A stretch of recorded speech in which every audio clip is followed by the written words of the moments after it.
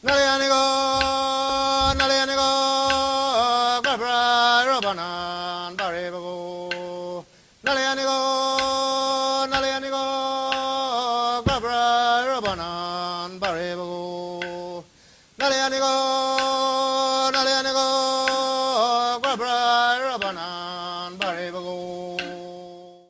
like to recognise the traditional owners of the land on which we meet today and pay my respects to elders past and present.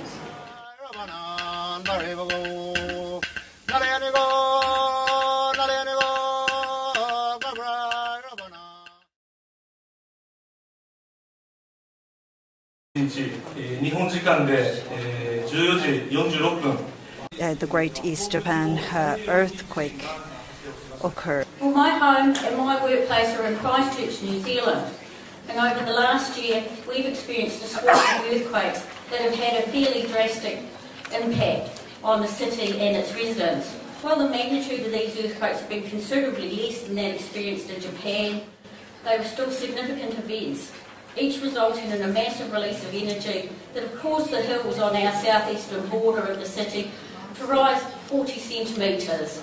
And this, combined with the shallow depth of the earthquakes at less than 10 kilometres, their proximity to the city, and having three within a relatively short period of time, are why they have been so damaging to our buildings and our infrastructure.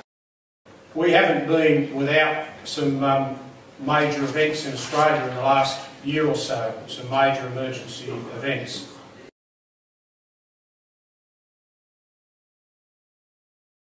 The destruction of the government offices meant that documents were lost.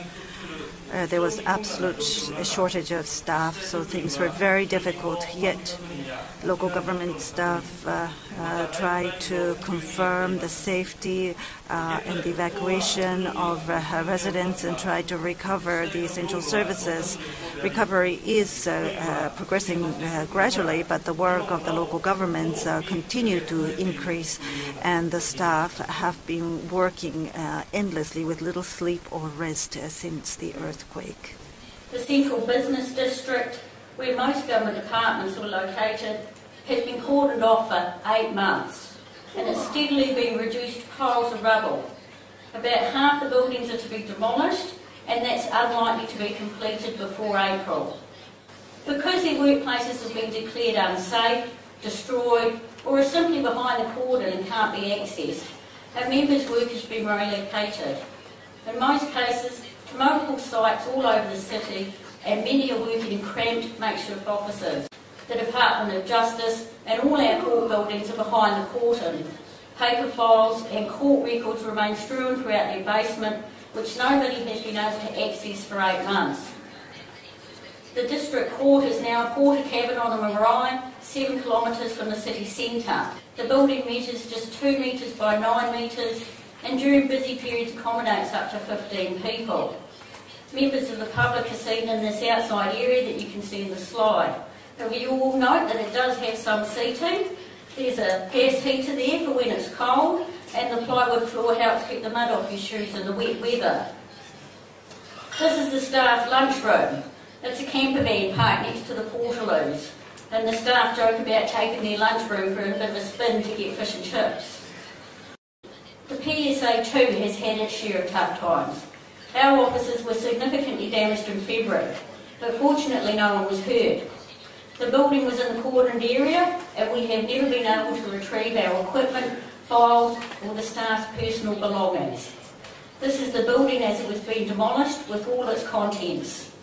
We of course have good business continuity plans in place, and staff were able to work from their homes until new premises were found. In this state, that's the state of New South Wales, whenever there's a major emergency, we work under what's called the State Emergency Rescue Management Act. Police need to work very closely and cooperatively with all of those other public safety agencies. So obviously, police, fire, State Emergency Services Group, most of whom are volunteers, our ambulance services and our paramedics, Surf Life Saving Australia, for example, with Australia's Defence Forces, the other area that's very vital for us to be coordinated around are the areas of local government, particularly including utilities such as water and power, to areas of health that of course includes nurses and doctors, and I'll talk in a minute how much, of course, in situations of emergency, the health system and our hospitals are obviously so vital.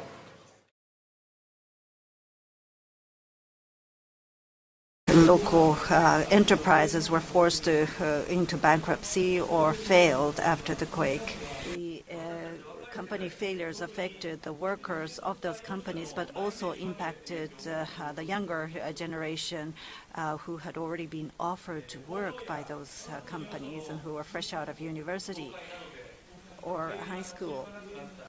I think it is important to hasten the recovery by bringing unemployed youth wishing to work in the affected areas to the public sector so that recovery and reconstruction can occur as quickly as possible. All recent inquiries and all of the events that I just spoke about, one consistent theme through all of those inquiries was that there were major shortcomings in communications for a whole range of reasons, and not necessarily individuals' faults, but there were a range of shortcomings. And that is consistent in every review of those major events. But we've learned a great many things from the last year, that we have good plans for the immediate aftermath, and they work really well. That a return to normal takes a considerable time, more time than any of us were prepared for, and much, much longer than the rest of the country expects. That strong unions that have the resources to support workers both in the immediate aftermath and through the extended recovery period are essential, as is investment in good public services, because public services are what's actually getting us through this and what are going to be critical in the rebuild of our city. Because we will have a new city, and we all hope and expect that it will be a better city. But I think there is an opportunity for a group like this to lobby the Telecommunications Union, the International Telecommunications, the ITU, and the Asia Pacific Telecommunity to set aside a section of broadband for public safety broadband communications, so there is harmonisation of public safety agencies' communication across the Asia Pacific region. Because quite often Australian rescue workers find themselves working in Asia, quite often Asian rescue workers working in Australia and New Zealand, and likewise it would be wonderful if in the future we had consistency across our communication systems throughout this whole region. It is a sad reflection of the long road ahead of us that much of your conference has discussed abuses of worker rights within our own region. With the military government now running our country, we have also had the incidents of relatives of military, or even the military coming in uniform and demanding that their relatives be served first because he is linked. We try to tell the nurse, you stand your ground, and you tell them that I will serve you when I am ready to serve you. I am here to serve all the people coming through the door. The biggest corruption ever was prevalent in this country than now. The corruptions are in corridors of power. The regime has promised time and again that the elections will be held in 2014, but there is I very much doubt anyone you can speak to in Fiji. They're not sure whether the elections will happen in 2014. If it's going to happen, it's not going to be free and fair election.